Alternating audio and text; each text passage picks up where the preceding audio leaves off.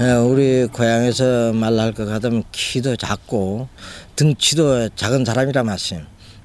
작으면서도 눈은 참 그야말로 저 호랑이 눈처럼 부리부리하고 자기 성격에 맞지 않은 일은 뭐 참 끝까지 거절하고 이게 옳은 일이라면 자기가 죽으면서라도 참 옳다는 걸 주장하고.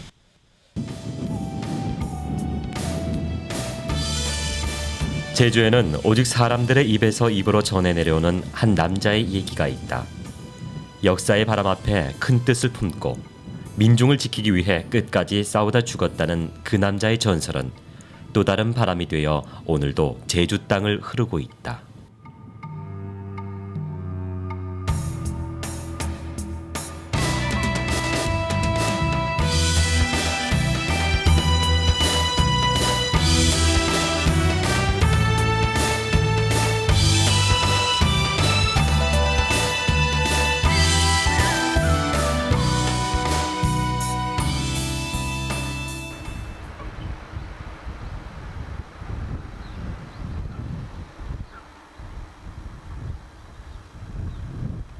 바람의 땅 대정에는 삼방산을 바라다보듯 서 있는 비석이 하나 있다. 세 사람의 의로운 죽음을 기리는 삼이삽이다. 예로부터 제주에는 역사의 대의와 민중의 보위를 위해 목숨을 아끼지 않고 나섰던 의로운 사람이 있었다. 제주 사람들은 그런 사람을 일컬어 장두라 부른다. 삼이삽의 세 주인공 오대현, 이재수, 강우백은 1901년 제주 항쟁의 장두였다. 민중의 역사 속에 전설로 살아있는 삼이사. 그들은 과연 어떤 사람이었을까?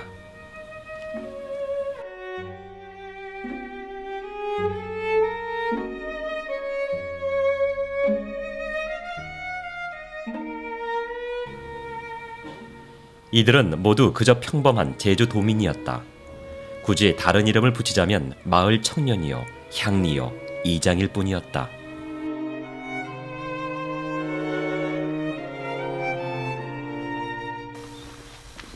삼이사비와 인접한 곳에 이재수의 생가터가 있었다. 생각아.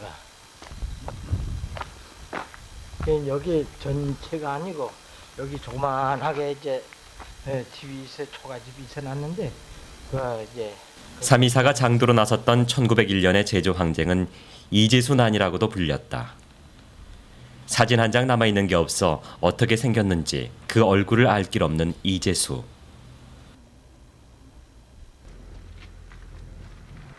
그의 후손을 만나면 얼핏이나마 가늠해 볼 수 있을까? 후손 속에 스며있는 장도 이재수를 찾아보았다. 이재원 씨. 이재수의 친형인 이여관의 증손자다. 이남 일녀의 둘째였던 이재수는 결혼을 하지 않은 젊은 나이에 효수되어 직계 후손이 없다. 이재수 형의 증손자 가운데 재원 씨가 이재수를 가장 많이 닮았다는 소리를 듣고 살았다고 한다. 그 신체적인 조건은 굉장히 키가 작습니다. 지금 제가 키가 165 되는데 163 정도, 162 정도 되시고 그 다음에는 성격이 굉장히 급하셨어요. 그리고 하시는 행동이 굉장히 빨랐고 그 다음에 또 말이 별로 많지는 않았습니다. 뭘 하려면은 딱 한마디 아니면 두 마디. 저희 아버님하고 나하고 우리가 이제 행동이 키가 작고 성격이 급하고 이제 동작이 빠르니까 할아버지 닮았다 그런 이제 우스갯소리를 많이 들었죠.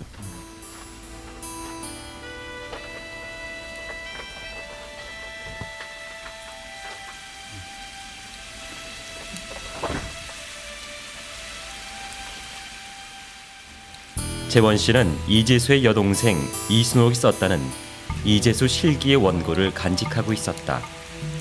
한자 한자 정성을 다해 써내려간 이순옥의 기록에는 이재수의 모습과 성격이 비교적 세밀하게 묘사되어 있다. 그리고 이재수가 장두로 나서 항쟁할 수밖에 없는 비장함을 생생하게 전하고 있다.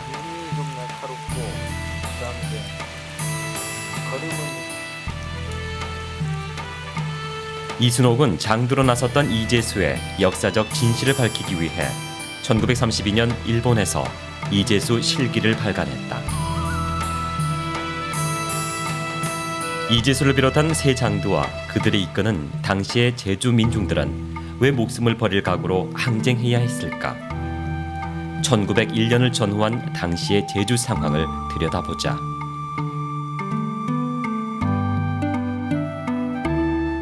조선 말기 척박한 화산회토의 섬 제주 땅은 절대 경지가 턱없이 부족했고 더불어 제주도민들의 삶은 궁핍할 수밖에 없었다.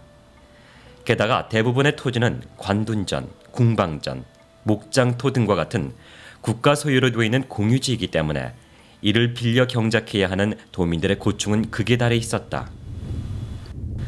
백성을 도외시하고 황실 재정을 확보하는 데만 주력했던 국가는 과도한 조세 정책으로 민심을 흉흉하게 만들었다.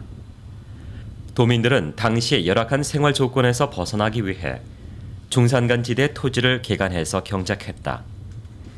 이때 목장안을 경작하는 토지를 목장전이라 부르고 공한지나 황무지를 개간해서 경작하는 토지를 가경전이라 불렀는데 도민들은 목장세, 가경세를 내야 했다. 중산간 지대 숲이나 삽목을 불태워 경작하는 토지인 화전 또한 화전세를 내야 했다. 먼저 그 세폐 문제에 있어서 그 거시적인 시각을 가질 필요성이 있습니다. 1900년 전후로 해가지고 우리나라의 그 경제 구조 시스템이 바뀝니다. 이 과정에서 그 이해관계 세력이 그 충돌하게 되고 그 과정에서 새로운 어떤 그 수탈 구조가 그 만들어집니다. 제주도도 마찬가지였습니다. 봉쇄관이라는 어떤 그 특정인에 의해서 자행된 것 같지만은 구조적으로는 새로운 그런 그 근대적이고 자본주의적인 경제 구조로 뒤바뀌는 과정에서 도민들에 대한 조세 수탈이 가중된 것이고 이에 맞서 가지고 도민들의 그 주체적인 그런 어떤 경제 구조를 만들기 위해서 이 항쟁을 일으켰다라고 볼 수 있습니다.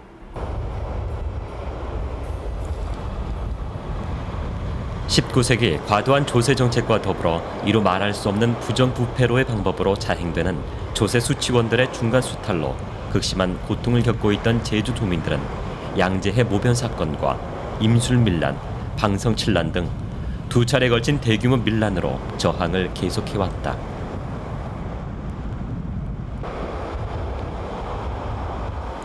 현기영은 소설 소드박 놀이를 통해 당시의 구조적인 문제를 이렇게 표현하고 있다. 부정이란 그 규모가 크면 클수록 부정의 탈에서 벗어나는가. 그렇다. 도둑도 좀도둑이 훨씬 도둑답다. 쥐가슴 태움을 훔쳐내는 쌀 한 톨, 실 한 가닥은 부정이지만 환공미 200석 횡령은 이미 부정이 아니었다. 그건 백성들의 상상을 훨씬 능가해버린 것, 손에 잡히지 않는 막연한 추상이었다. 그건 이미 부정이 아니라 지체 높은 권세였다.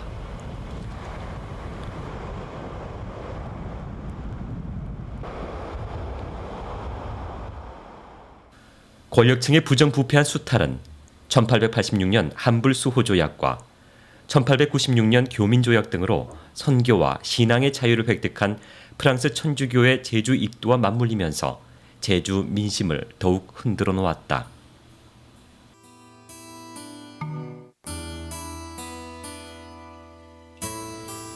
광무 정권이 막 시작됐던 1899년 5월, 프랑스 신부 베가록과 우리나라 신부 김원영이 제주에 들어오게 된다. 이들은 우선 제주 읍에 근거를 두고 포교를 시작했다. 베가록 신부가 건강상의 이유로 다른 지방으로 전출되고 이듬해인 1900년 역시 프랑스 사람인 구마슬 신부가 후임으로 오게 됐다.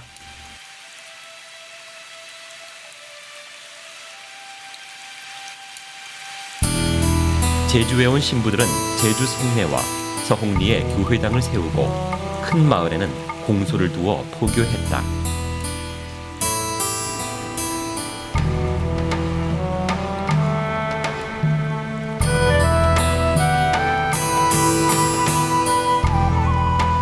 (1900년 9월) 정의군의 한론 본당이 설립됐다. 여기가 서귀포의 첫 그 천주교 발성인데 그 신부님이 오셔가지고 이 자리에 한 900평 정도 이거를 해가지고 여기서 성당 그 초가집이 있었는 자리인데 이 일지가 전부 그 당시에 논밭이었습니다.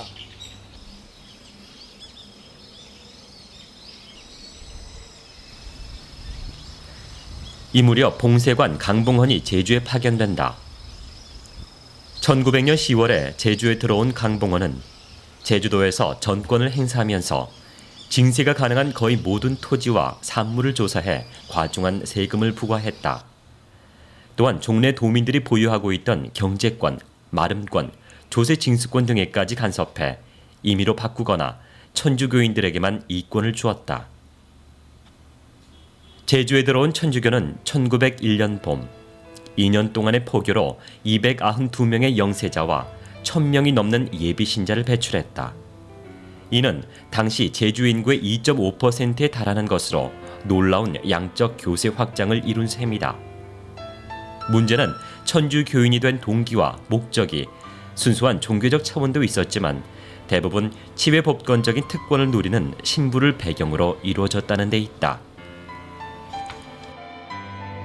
그 당시에 프랑스 신부들이 갖는 일종의 특권이라고 한다면 적어도 그런 게 아닌가 생각이 들어요. 그러니까 민인들의 천주교도와 비천주교도들 간에 재판이 있다든가 아니면 뭐 소송이 있게 되면 항상 거기까지도 개입을 해가지고 천주교인들에게 유리하게 지방간에 재판하는데 압력을 넣고 그게 안 되면은 또 미테란한테 보고하고 미테란은 또 프랑스 공사관 쫓아가고 또 프랑스 정부는 또 왕실에 압력을 넣으면서 결국은 천주교 신도에게 유리하게 소송들이 많이 진행이 돼요.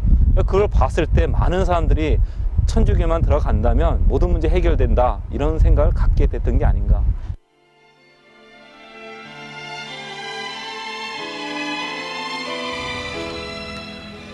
외국인 신부에 대해서는 특별히 우대하고 보호하라는 조정의 특명을 이용해 외국 신부들은 교인이면 범법으로 투옥된 자도 신부가 임의로 석방시키는 일도 있었다. 이렇듯 신부는 교세 확장과 교인 보호만을 위해 치외 법권을 남용했고 봉쇄관은 자신의 신변 확보와 업무 수행을 위해 교인들을 끌어들였다.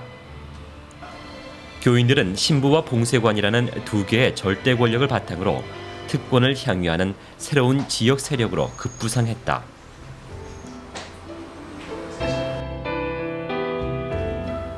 불량 교인들은 갖가지 불법 행위를 자행했다.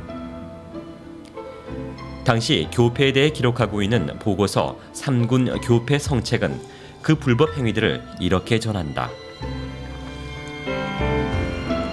토지와 돈을 빼앗고 빚을 갚지 않았으며 남의 재물을 강탈하는가 하면 그동안의 원한을 갚고자 폭력을 일삼고 간음과 강간을 자행하고 사적인 형벌을 가하고 강제로 천주교에 입교하도록 했다. 18세기에 우리나라에 처음 들어왔을 때는 양반층들에 의해서 학문으로 들어온 천주교였는데 이때 제주도에 들어온 천주교는 서양 세력, 프랑스 세력을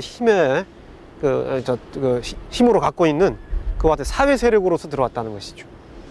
그래서 그 문화적인 모습도 이게 제주도 문화에 적응하겠다, 토착 문화를 인정하겠다 이런 태도가 아니라 아주 좀 배타적이고 이 토착 문화 자체를 미신 내지는 너무나 보잘것없는 그와 같은 아주 하급적인 그런 문화로 깔아 뭉개버리는 그런 문화적인 모습을 띠게 되면서 결국은 문화 충돌은 있을 수밖에 없었다 하는 그런 느낌이 듭니다.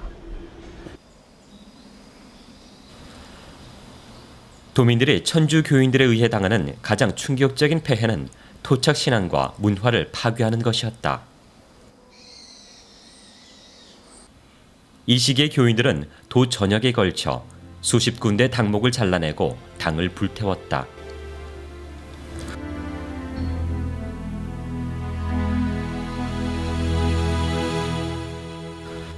당시 교인들을 감화시키는 교재로 쓰였던 김원영 신부의 수신영약이다. 하나님을 공경치 아니하고 이단 사상에만 골몰하고 있다고 표현하고 있으며 제주 도민의 모든 토속 신앙 행위를 미개한 미신으로 여기고 있는 22가지의 항목은 제주 토착 문화에 대한 천주교의 당시 시각을 엿보게 한다.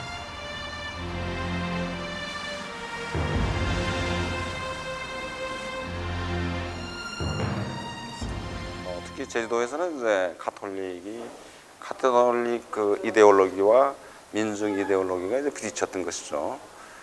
제주도 민중은 그 신앙이나 이데올로기라는 게 남성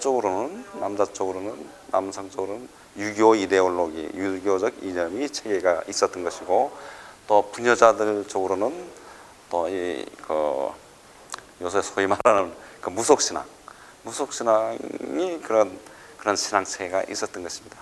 그럼 이런 그 문화, 그런 문명, 그 나름의 그 문명된 삶이죠. 그것이 문명된 삶이고, 그것도 나름대로 좋은 삶인데, 이것은 야만이다 하면서 부딪혀 왔을 때 거기서 충돌이 일어나는 겁니다.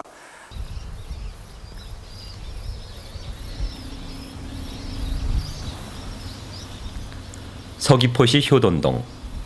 이곳은 특히 교인들과 도민과의 분쟁이 끊이지 않았던 마을이다.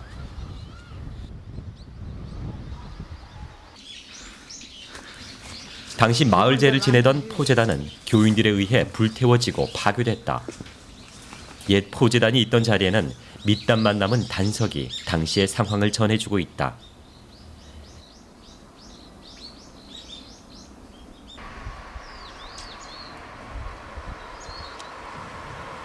이 마을은 또한 1901년 제주 항쟁이 발단이 됐던 오신락 노인 사건이 일어난 곳이기도 하다. 영화 이재수의 나는 오신락 노인의 사건으로 시작된다. 이놈들, 천주학이랑 납치고 조상의 위패를 분별하고 대사도 모시지 않느니 우리가 닥심한 놈들. 우리 인생은 우리 교인들은 양반한테 괄시받고 억울한 일 당해도 숨소리 한번 제대로 못 쉰 불쌍한 백성들이여. 알았어? 이 개작년들아, 차라리 날 죽여라. 이 수도를 맞고 내 어찌 얼굴을 들고 살고 그 양반이 내 맘도 구멍 못 구경하게 생겼다. 지금까지 우리 교인들은 온갖 박해는 다 참았어도 천주님을 역되게 하는 짓은 절대로 참지 않을 거다.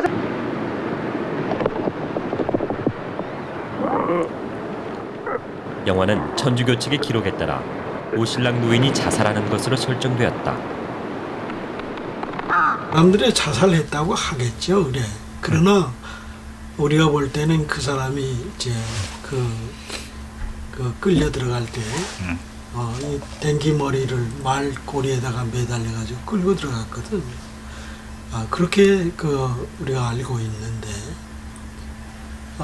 그랬을 때 그게 그 시대는 죄인들을 다루던 한 수단이었다고 할 수 있겠지만은, 지금 우리가 생각할 때 그 사람들이 그렇게 당해서 가면 이미 벌써 들어갈 때부터 초죽음이 됐지 않은가 하는 생각이죠. 그래서 이제 같은 경내에서 밖에 있던 사람이 들어가서 경내에서 죽었는데 이것을 자살이라고 할 수가 없어요. 그래도 자살이라고 하겠죠. 그러나 그것을 그대로 받아들일 수밖에 없는 것도, 이것은 그 당시 우리가 약자였기 때문이에요.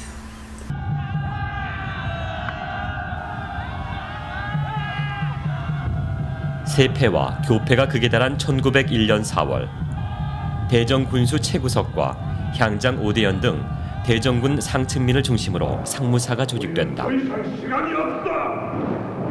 시급히 150여 마을의 상포스들을 다 모으고 해안을 돌아 각진의 5월 6일 대정군 우면과 중면을 중심으로 민회가 열리고 오대연이 장도로 추대됐다. 민회에서 도민들은 공세관의 세패와 천주교인들의 교패를 성토했다. 돌자는 것이오다.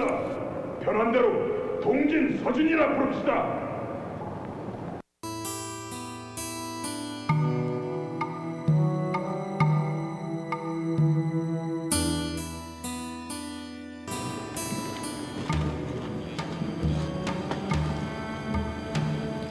(5월 12일) 시위대는 드디어 한림에 도착한다. 그러나 구마슬 신부가 이끄는 교인들의 습격으로 서진 장도 오대연을 비롯한 적극가 남자 6명이 잡혀 제주목에 넘겨진다. 그러는 와중에 도민 1명이 사망하고 1명이 중상을 입고 말았다. 이 때문에 민회는 온건 노선에서 강경 노선으로 급선회하게 된다.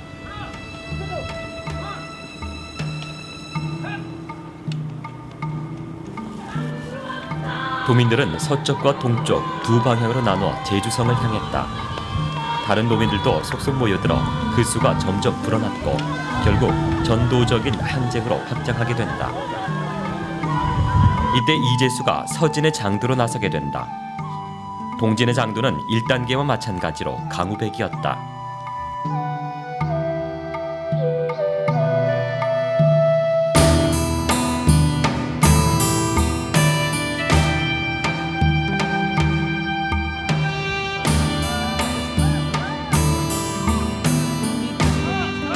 (5월 15일) 도민들은 제주성 내 무장 교인들을 상대로 전투에 들어갔다.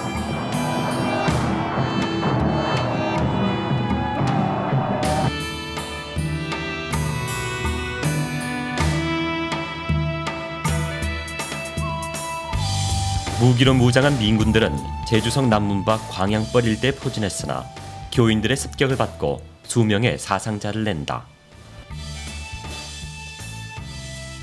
5월 17일 날 제주성을 장악했던 교민들이 남문 쪽 성문을 열고 나가서 여기서 또 이제 민군 일부를 향해서 이제 발포를 해가지고 여기서 몇 사람이 죽게 됩니다. 그래서 이와 같은 교회 측의 선제 발포가 대정성에서 한 번 있었고 남문을 나온 다음에 또 한 번의 발포가 있어가지고 이 민군 측에서는 더 이상 교회 측과 타협의 여지를 이제 볼 수가 없겠다.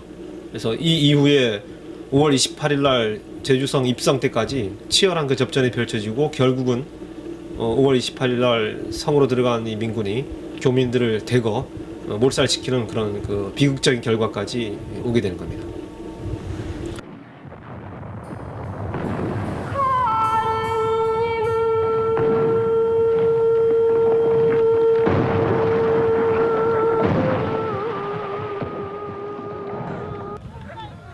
제주성을 사이에 두고 교인들과 공방전을 벌이던 민군은 부녀자를 중심으로 내응해준 성내 주민들의 도움으로 5월 28일 드디어 무혈 입성하게 된다.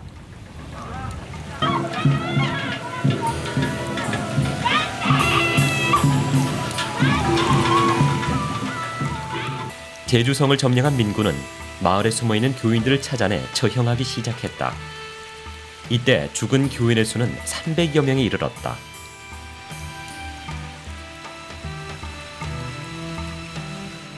최근 발굴된 삼군 평민 교민 물고 성책에는 당시 희생자 명단과 3개 지역 출신지가 정확하게 기록돼 있다. 이 책은 그동안 500~600명으로 추정되던 희생자 수를 317명으로 기록하고 있다. 5월 31일 두 척의 군함이 제주 바다에 도착했다. 이 군함에는 270명의 프랑스 해군이 타고 있었다. 뿐만 아니라 신임 목사 이재호와 도민의 원망의 대상인 봉쇄관 강봉헌이 신임 대정군수가 돼 함께 타고 있어 민군을 더욱 격앙시켰다. 6월 2일에는 진위대 강화병정 100여 명과 국내부 고문관 미국인 산도가 프랑스 군함의 퇴거 알선을 위해 급파됐고 일본 군함도 출동했다. 국지적인 사건이 국제 문제로까지 확대된 것이다. 프랑스 군함의 제국주의적 무력 시위와 그에 따른 장도의 체포 전력은 도민들을 더욱 자극해 강한 반발을 불러일으켰다. 선 민폐 혁파와 후 해산을 요구하며 버티던 민군은 정부군의 강제 해산으로 항쟁에 막을 내리고 만다. 장도들은 즉시 구속됐다.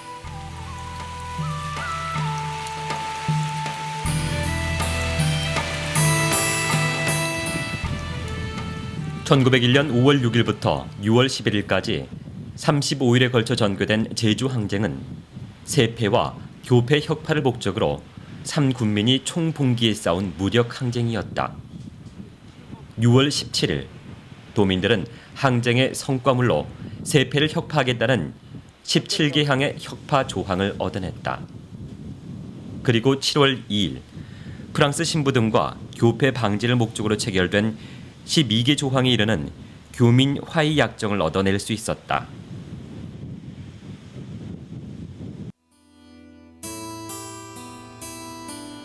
(7월 18일) 이재수, 강우백, 오대연 세 장두와 40여 명의 관련자들은 서울로 압송돼 프랑스의 간섭을 받아가면서 평리원의 재판을 받는다. 이 재판은 제주 사람으로서는 처음 받는 신식 재판이었다. 여기서 이재수는 최후 진술을 통해 우리들이 죽인 것은 역적인 것이요 양민들이 아닙니다. 그러니 비록 죽어도 원한이 없습니다. 라고 했다.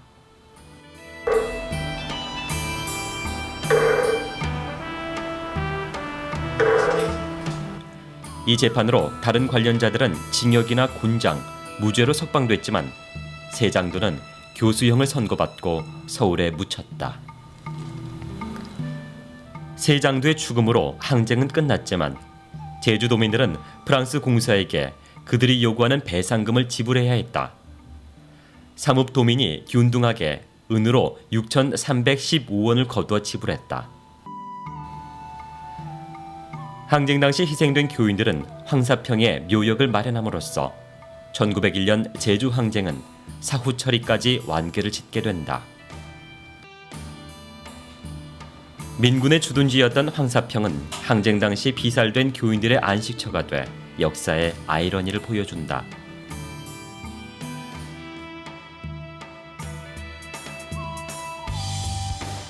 그 속에서 당시의 교인들은 순교자의 이름으로 위로받았지만 제주 항쟁은 역사적 사실조차 규명받지 못한 채 신축밀난, 천주교난, 이재수난이라는 이름으로 100년의 세월을 보내게 된다.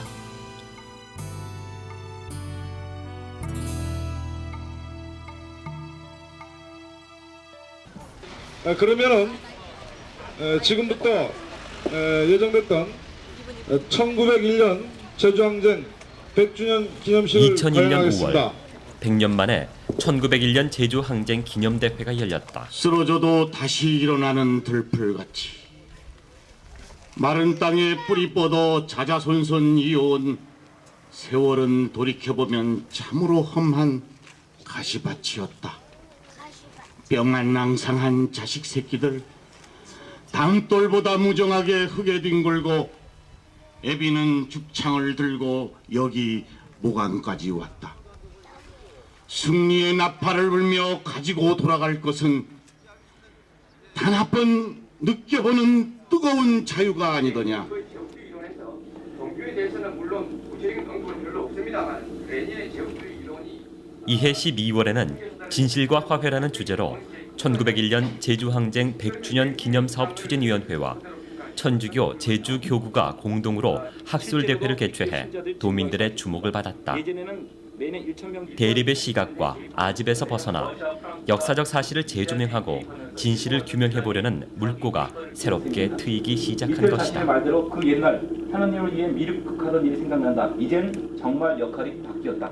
또 사과할 것은 사과하고 또 함께 풀어가야 될 것을 함께 풀어가야 되지 않겠는가라는 생각을 하면서 오늘날의 지금 천주교회는 그런 반성을 통해 가지고 이제 다시금 이제 우리가 신앙인들이 가져야 될 교회적 자세가 무엇인가라는 것들을 물으면서 조금씩 이제 우리만을 위한 교회가 아니라 제주민을 위한 교회 그리고 모두를 위한 그런 교회를 지향하고 그런 노력들을 하려고 지금 준비 중에 있습니다.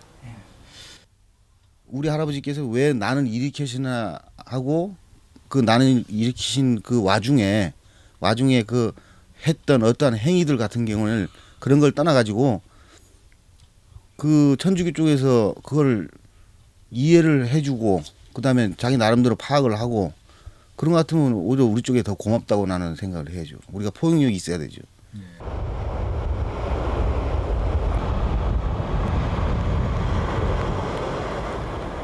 20세기 제주는 1901년 제주항쟁을 시작으로 지난한 질곡의 역사를 굽이굽이 헤쳐왔다. 역사의 중심에는 언제나 거스를 수 없는 의로운 바람이 자리하고 있다. 민심을 통째로 흔들어 하나로 모으곤 했던 그 바람의 힘을 우리는 어디쯤에서 다시 만나볼 수 있을까? 이제 막 풀리기 시작한 지난 세기의 매듭 앞에서 제주는 용서와 화해라는 이름으로 또 하나의 바람을 만나고 있다.